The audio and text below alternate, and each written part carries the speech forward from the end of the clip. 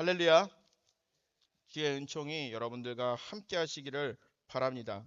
우리가 성경을 읽을 때 참 난해한 성경 구절들이 있습니다. 그냥 문자 그대로 성경을 읽는 거예요. 그랬을 때 윤리적인 문제, 사회적인 문제, 도덕적인 문제에 부딪히게 되죠. 창세기 22장에 보게 되면은 하나님께서는 아브라함에게 자신의 아들 이삭을 바치라고 합니다. 믿음 있는 우리들, 그리고 또한 이 스토리에 대해서 하나님의 뜻이 무엇인지 아는 사람들은 충분히 이해 갑니다. 그런데 이 이야기를 처음 접었을 때 하나님이란 존재에 대해서 의구심을 품게 됩니다. 그리고 이런 생각이 들 때가 있죠. 당시에 바벨론 시대에 사람들이 제사를 드릴 때 하는 방법은 바로 무엇이냐면 가장 높은 곳에서 사람을 제사로 바치는 거예요. 인신 제사를 드리는 거죠. 그런데 우리 하나님께서는요, 성경에 보게 되면 그것에 대해서 굉장히 반대한다고 했는데 왜 아브라함에게 이런 순종을 요구하였을까? 질문을 갖게 됩니다. 하나님은요, 욥을 자랑스러워 하셨어요. 욥은요, 훌륭한 인격과 믿음을 가진 사람이었어요. 그런데 하나님은 왜 욥에게 견디기 힘든 시험을 주셨을까요?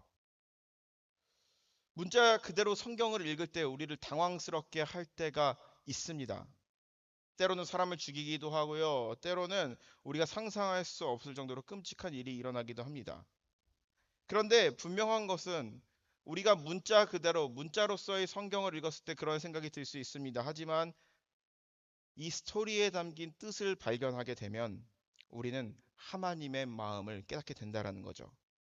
그래서 히브리서 4장 12절의 말씀은 이렇게 얘기하죠. 하나님의 말씀은 살아있고 운동력 있어 좌우의 날성검보다 예리하고 혼과 영과 관절과 골수를 찔러 쪼개기까지 하며 또 마음의 생각과 뜻을 감찰하나니. 하나님의 말씀은 능력이 있습니다. 하나님의 말씀을 그냥 눈으로 적고 문자적으로 읽고 내가 가진 삶의 배경으로 내 중심으로 이해하려고 하였을 때는 그것이 우리에게 완전히 체화되지 않아요. 그런데 그것을 하나님의 말씀으로 믿고 이 칼날과 같이 날카롭고 예리한 하나님의 말씀이 우리 가운데 들어왔을 때 우리의 삶을 변화시킨다는 거죠. 바라옵기는 오늘 우리가 읽은 이 말씀이 이러한 우리의 심령 골수를 쪼개는 그런 예리한 말씀이 되기를 주님의 이름으로 간절히 축원합니다.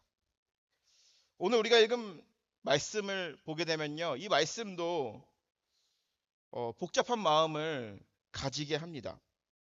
예수님께서는 비유를 들어서 설명을 하십니다. 어떤 청지기가 있었습니다. 그런데 그 청지기의 주인이 알게 된 사실이 있습니다. 이 청지기의 주인이 알게 된 사실은 이 청지기가 주인의 재산을 낭비하고 있다라는 것입니다. 일 잘 못한다는 거죠. 당시에 이 성경이 쓰여진 당시에 이 주인과 청지기의 관계를 보게 되면요. 당시에 이 부자라고 칭하고 있는 이 주인은요. 큰 땅을 가지고 있어요. 많은 재산을 가지고 있습니다. 그런데 그것을 자기 혼자서 관리할 수 없는 겁니다. 그렇기 때문에 청지기를 세우는 겁니다. 그래서 NRSV 영어 성경에 보게 되면은 여기 보면 청지기라 스튜어드라고 되어 있는데 좀 쉬운 말로 쓴 성경을 보게 되면은 매니저라고 나와 있어요. 매니저. 우리가 그렇잖아요. 회사가 있으면 큰 회사가 있습니다. 그런데 그 보스가 모든 것을 다 관리할 수 없죠. 그렇기 때문에 지점마다 매니저를 세우듯이 이 청직이라는 사람은요, 매니저 역할을 하는 사람입니다. 중간 경영인이죠. 그런데 청지기가 이 매니저가 주인의 소유를 낭비한다라는 소식을 듣게 됩니다. 즉 매니저로서 일을 잘 못하고 있는 거죠. 청지기의 역할은 주인에게 많은 돈을 갖다 주는 거죠. 이익을 많이 보게 하는 거죠. 그래야지 자신의 월급도 오르죠. 근데 그러지 못하고 있다라는 것이죠. 이 주인은요, 경영을 잘 못하는 이 청지기에게 해고를 통보합니다. 레이오버 당하는 거죠. 2절에 본 얘기죠. 직무를 계속하지 못하리라. 청지기는 하루아침에 고민이 많아졌습니다. 땅을 파자니 힘이 없고 빌어먹고 살자니 부끄럽고 이럴 때가 있을 때가 있습니다. 갑자기 회사에서 레이오버를 당하는 겁니다. 가장들이 이런 고민을 많이 하겠죠. 직장을 잃는다면 혹은 내가 잘하고 있던 사업체가 망한다 그러면 어떻게 우리 가족을 먹여 살릴까라는 깊은 고민에 빠지게 되죠. 그런데 이 청지기는요, 기발한 아이디어가 생각이 납니다. 어떠한 묘수였을까요? 자기가 빚진 소작인들에게 찾아갑니다. 그러면서 그들에게 가서 빚을 탕감해 주는 겁니다. 아무래도 이 매니저, 이 청지기는요, 사람들에게 소작을 주거나 혹은 물건을 빌려주고 그것에 대한 이자를 받는 그런 일을 했을 것입니다. 그래서 기름 100마를 빚진 사람에게는요, 그 빚을요, 50으로 깎아주고 밀 100석을 빚진 자에게는요, 80으로 깎아줍니다. 그리고 보란 듯이 증서를 써줍니다. 그가 이렇게 한 이유는 해고를 당해서 먹고 살 길이 막막해졌을 때 자신에게 은혜 입은 사람들이 이 소작인들이 와서 자신을 도와줄 거라는 그러한 기대가 있었기 때문이죠. 미래를 준비한 거죠.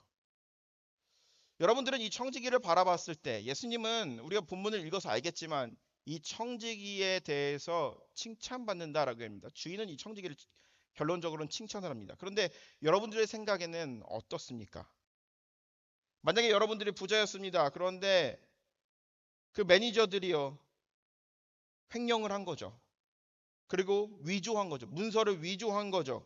그러면서 자신의 재산인 것 마냥 막 돈을 사람들에게 인심 쓰고 다닌다 그러면 여러분들은 어떻겠습니까? 주인의 입장에서 굉장히 화가 날 것입니다. 그런데 주인의 생각은 조금 달랐습니다. 주인은 말합니다. 주인은 이 옳지 않은 청지기의 한 일에 대해서 지혜 있는 행동을 했다고 칭찬합니다. 그러면서 하시는 말씀이 바로 보면 2세대의 아들들이 자기 시대에 있어서 빛의 아들보다 더 지혜로움이라. 예수님께서 말씀하시는 거죠. 주인이 이 옳지 않은 청지기를 지혜롭다고 칭찬하셨습니다. 주인은 왜 재산을 함부로 사용한 이 청지기를 칭찬하였을까요? 주인은 어떤 의도로, 예수님은 어떤 의도로 이야기했을까요? 이런 걸까요? 목적이 있다면 도덕성, 윤리, 사람들과의 관계 완전히 무시하고 목적을 이루면 된다라는 것이죠. 어떤 이들에게는 이렇게 말하면 되게 좋을 것 같아요. 현대적으로. 여러분, 법을 좀 어겨도 됩니다. 세금을 좀 안 내도 됩니다. 세금을 이렇게 편법을 쓰고 법을 좀 어기면은 좀 덜 낼 수 있습니다. 헌금만 잘하면 됩니다. 그리고 좀 우리의 삶 가운데 하나님의 뜻에서 벗어나는 행위 해도 됩니다. 나중에 회개하고 나중에 잘하면 됩니다. 일단은 여러분들 돈 많이 벌어서 헌금하십시오. 어떤 이들에게 이 말이 되게 불편하게 들릴 수도 있겠지만 어떤 이들에게는 달콤하게 들려올 수 있어요. 돈을 내면은 내 삶이 편해질 수도 있으니까. 그런데 예수님께서 말씀하신 이 비유에서 이 주인이 이 청지기를 칭찬한 이유는 이런 이유는 아니었을 것입니다. 예수님께서는요, 당시에 이 말씀을 듣고 있는 제자들에게 말합니다. 이 세대의 아들들이 자기 시대에 있어서는 빛의 아들들보다도 더 지혜로움이니라. 여기서 말하고 있는 이 세대는요, 하나님을 아는, 예수님을 아는 사람들을 말합니다. 그리고 이 세대는 예수님을 모르는, 하나님을 모르는, 빛의 아들들은 예수님을 알고 있는 사람들, 하나님을 알고 있는 사람들에 대해서 이야기합니다. 그런데 예수님의 말이 이 세상의 아들들이 빛의 아들들보다 더 똑똑하다라고 이야기하는 것, 지혜 있다라고 얘기하는 것은요, 예수님의 제자들에 대해서 너희들은 융통성이 없다라고 하는 말일까요? 아니면은 하나님을 믿는 하나님의 뜻대로 사는 너희들이 저 세상에 있는 사람들보다 더 못났다라고 이야기하는 것일까요? 예수님은 무엇을 배우라고 이 말씀을 우리에게 하고 있는 것일까요? 지혜로움을 배우라고 말하는 것일까요? 우리가 어, 선한 일을 합니다. 우리가 가진 아주 좋은 생각으로 선한 일을 합니다. 그러면 그것은 우리는 지혜롭다라고 얘기합니다. 그런데 선하지 않은 일을 합니다. 그럴 땐 우리는 꾀를 부린다라고 하고 그것을 권모술수라고도 합니다. 그러면은 우리의 입장에서 봤을 때 이 청지기는요, 지혜로운 사람인가요? 아니면 겉모술수를 쓰는 사람인가요? 선하지 않은 꾀를 부리는 사람으로 보입니다. 예수님의 비유 속에서 주인은 어떤 사람이고 청지기는 어떠한 사람일까요? 이 말씀은 우리 가운데 굉장히 큰 물음표를 남깁니다. 이 말씀을 통해서 하고자 하는 메시지가 무엇인지에 대해서 우리는 잘 생각해 볼 필요가 있다라는 것이죠.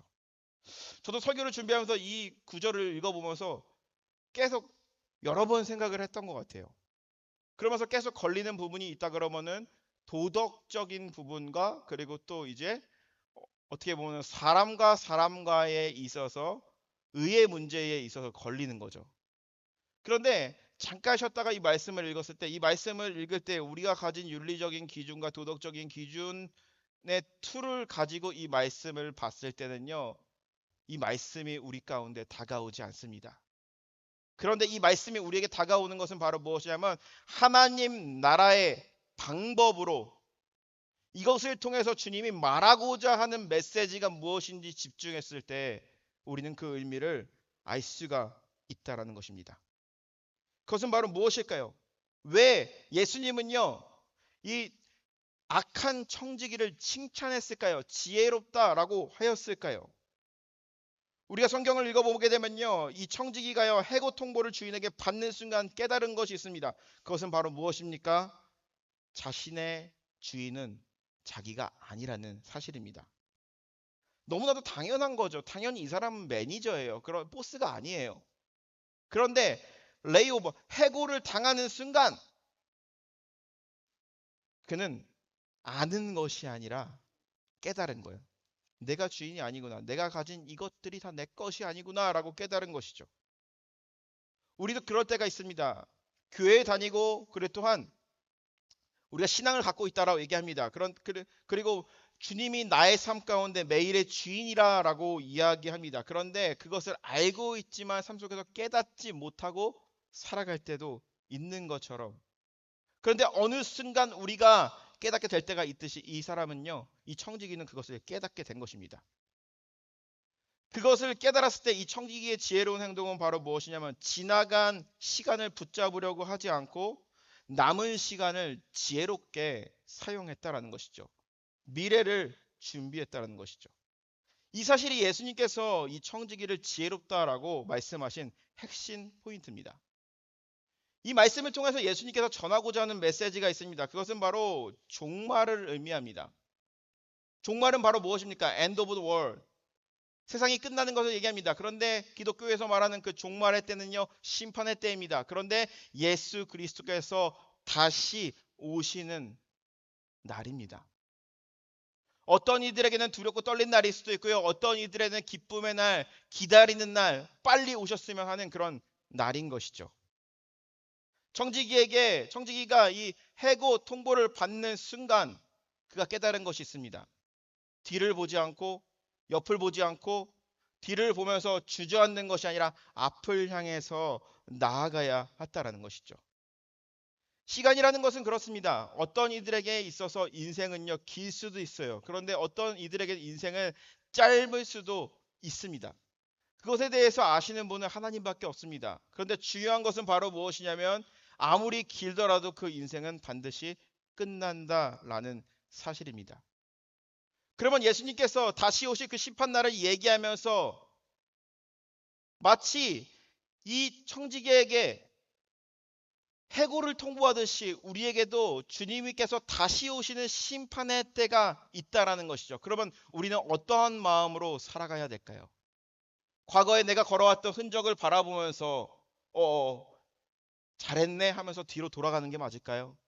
아니면 과거의 나의 모습을 바라보면서 수치스러워서 주저앉아 더 이상 못 가겠다고 말하는 것이 맞는 것일까요?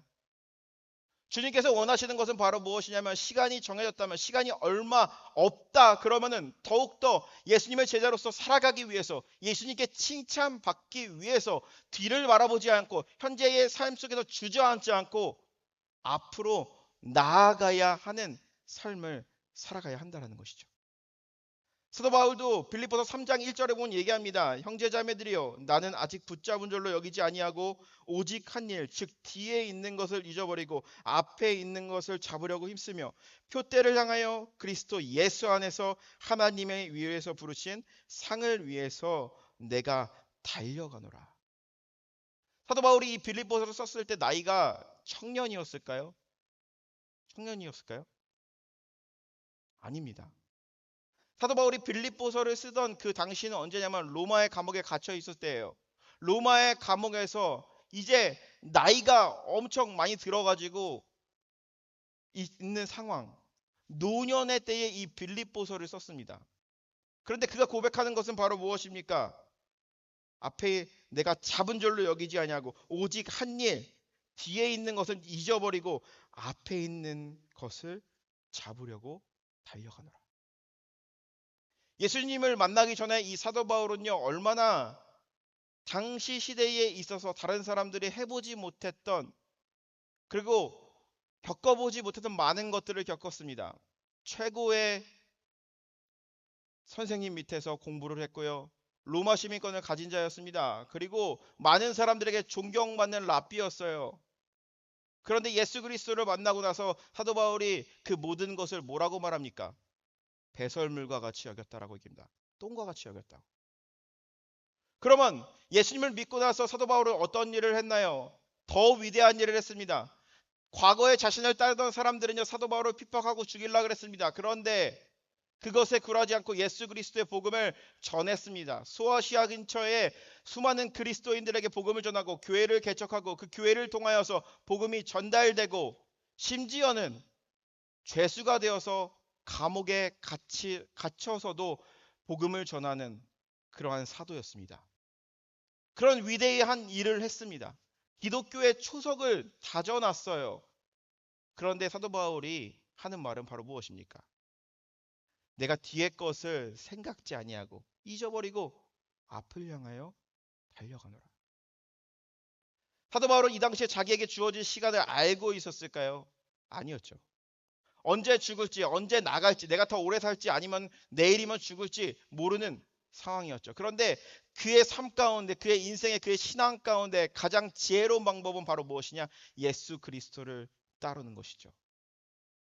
그것이 짧던지 길던지 아니면 현재의 삶이 고통스럽던지 앞을 향해서 나아가는 것, 미래를 향해서 나아가는 것, 지금 주어진 시간 가운데 최선을 다하면서 나아가는 것이 바로 진정한 신앙인의 자세라는 것이죠.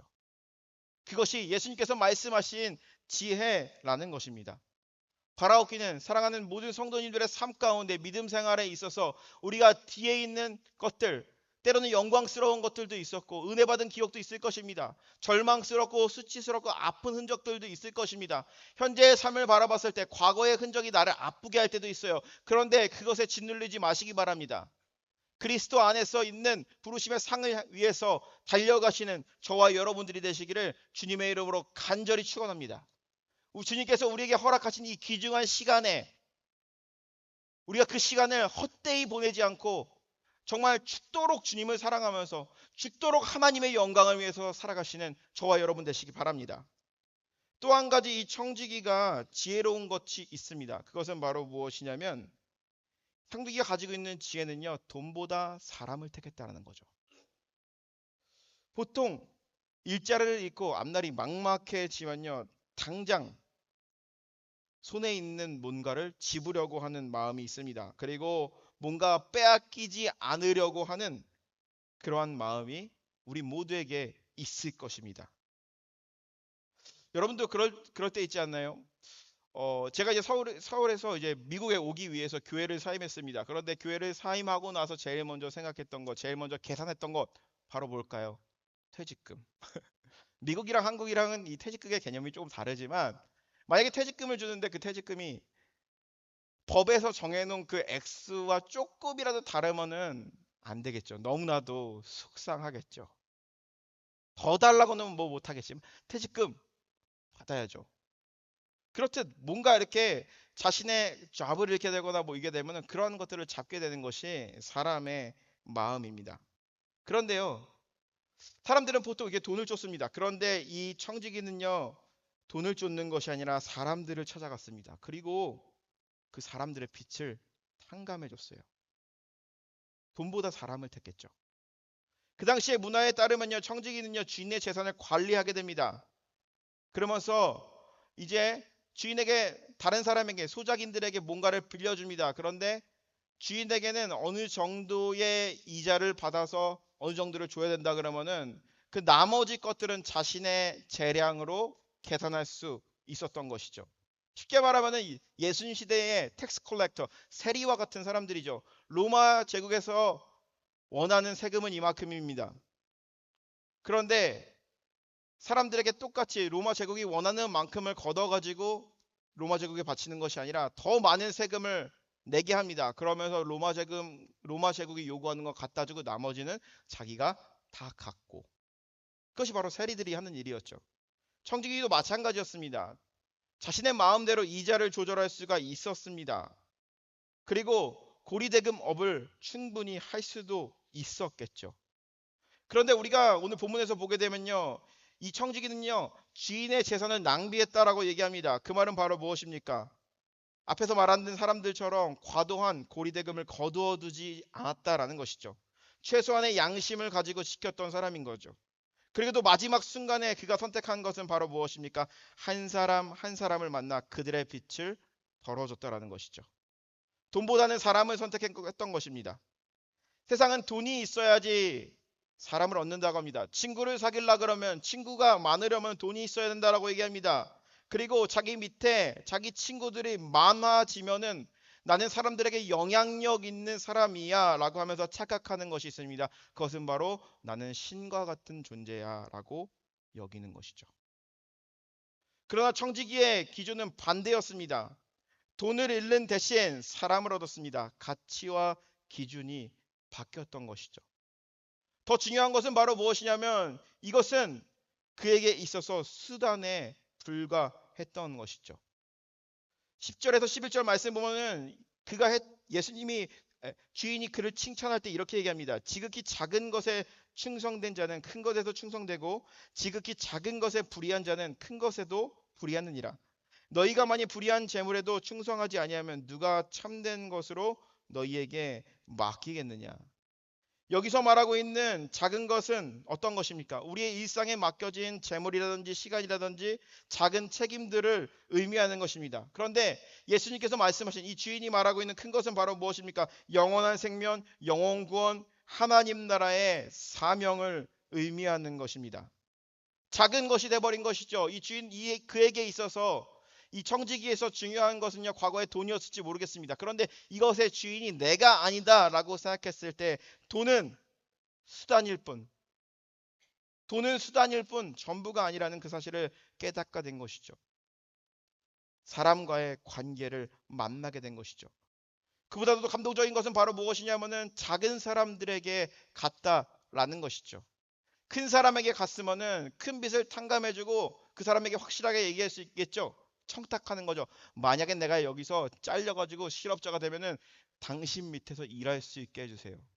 아니면 당신이 얼마를 나에게 주세요. 라고 딜을 할 수 있겠죠. 그런데 그러지 않아요. 작은 곳에 한 사람 한 사람 만났다라는 것입니다.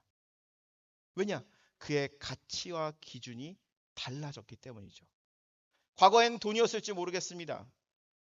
과거에는 마치 그럴 때도 있겠죠. 사람들이 그에게 와가지고 머리를 조아린 적도 있을 것입니다. 제발 이자율 좀 줄여주십시오. 제발 조금만 더 빌려주십시오 하면서 자신에게 와서 머리를 조아릴 때도 있었을 것입니다. 아마 그는요, 그 당시에 자기 돈도 아니면서 주인 행세했을 것입니다. 그런데 그가 깨닫는 순간 변한 것은 바로 무엇입니까? 가치관의 변화였던 거죠. 돈이 아니라 사람이었다라는 것입니다. 그런데 더 중요한 것은 바로 무엇입니까? 작은 것을 향했다는 것이죠. 큰 권세를 얻는 것이 아니라 작은 것, 자기가 해야 할 일, 그리고 또 자기가 할 수 있는 것들을 찾아서 나아갔다라는 것입니다. 잠언 2장 22장 1절에 보면 이렇게 됩니다. 많은 재물보다 명예를 택할 것이요, 음이나 금보다 은총을 더욱 택하리라. 돈보다 귀한 것은 바로 무엇입니까? 사람과의 관계라는 거죠. 그런데 사람 관계보다 귀한 것은 바로 무엇입니까? 하나님의 은혜라는 것입니다. 바라옵기는 우리가 이 말씀을 묵상하면서 우리 안에 이러한 깨달음이 있었으면 좋겠습니다. 우리의 삶 가운데 우선순위가 바뀌는 것이죠.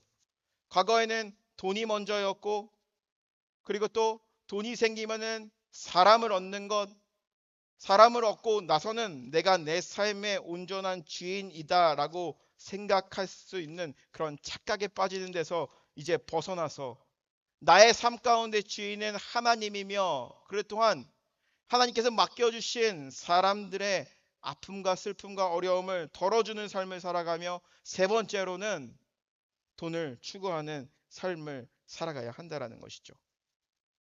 청지기의 순서는 바뀐 것이죠. 돈을 잃을 사람 대신 사람을 얻고, 그리고 또한 돈을 잃는 대신 사람을 얻고 하나님을 얻게 된 것입니다. 오늘 본문 마지막 절에 보게 되면은 예수님께서는 얘기합니다. 집 하인이 두 주인을 섬길 수 없으니 혹 이를 미워하고 저를 사랑하거나 혹 이를 중히 여기고 저를 경히 여길 것입니다. 너희는 하나님과 재물을 겸하여서 섬길 수 없느니라. 이 말씀은요, 오늘 이 말씀에 주어지는 분명한 메시지가 있습니다. 그것은 바로 무엇이냐면, 당시에 이 이야기를 듣고 있었던 사람들이 제자들이었는데요. 그 제자들 주변에, 그 밖에 이 말을 듣고 있던 사람들이 있었습니다. 그 사람들은 바로 누구였느냐? 당시에 율법을 많이 아는 사람들, 종교적으로 의롭다고 말하고 있던 서기관들과 바리새인들이었습니다. 그런데 우리가 이 누가복음을 읽게 되면요, 누가복음에는 특별한 구조가 있습니다. 그 구조는 바로 무엇이냐면은 어떠한 스토리가 있습니다. 그런데 두 가지의 스토리가 더 있습니다. 그러면서 이 두 가지의 스토리가 하나의 스토리를 뒷받침해주고, 또 이 스토리가 이 스토리를 뒷받침해주는, 즉 소위 말하고 있는 샌드위치 구조를 가지고 있습니다. 이 누가가 글을 쓰는 방식입니다. 그러면 오늘 우리가 읽었던 이 이야기를 중심에 두고 위에 아래를 살펴보면 두 가지 이야기가 나오는데요. 한 가지는 바로 무엇이냐면, 지난주 새벽 기도였나요? 제가 설교했을 겁니다. 잃은 자의 비유입니다. 잃은 것을 찾는 비유. 99마리의 양이 있었는데, 100마리 양이 있었는데 한 마리의 양을 잊어버렸을 때 그 한 마리의 양을 찾기 위해서 나아가는 목자. 여자에게 목걸이에 동전이 10개가 달렸습니다. 그런데 하나를 잊어버렸을 때 그 동전을 찾기 위해서 집안을 다 뒤엎어버리면서 찾는 그 여자. 그러면서 또 비유가 연결되는 것이 또 하나가 있죠. 그것은 바로 무엇이냐면, 아버지에게 가서 얘기합니다. 아버지, 나 외국 가서 살고 싶어요. 어차피 아버지는 돌아가실 겁니다. 그러니까 나에게 물려줄 재산 주세요. 라고 아버지 곁을 떠났던 파렴치한 탕자의 비유. 그런데 중요한 이 이야기들의 핵심은 바로 무엇입니까? 잃은 것을 찾았다라는 비유입니다. 잃은 것을 찾았을 때 그 기쁨이 가득하다라는 것이죠. 그런데 세상적인 기준으로 봤을 때 이것들은 바로 어떤 것입니까? 하찮은 것들입니다. 이것을 찾기 위해서 나의 시간과 노력과 이런 것을 투자하기에는 너무나도 계산이 맞지 않는 거죠. 100마리의 양이 있습니다. 근데 한 마리의 양을 잊어버렸습니다. 그런데 한 마리의 양을 찾기 위해서 아홉 마리의 양의 안전을 포기하는, 안전을 잠깐 내려놓는 거. 목걸이에 동전이 10개가 있는데 그 10개 중에 한 드라크마를 찾기 위해서 온 집안을 뒤엎고 하는 거. 그리고 이 동전을 찾았을 때에 그 동전의 가치보다 더 큰 잔치를 베풀어 사람들과 즐기는 거. 세상적인 계산으로 맞지 않는 거죠.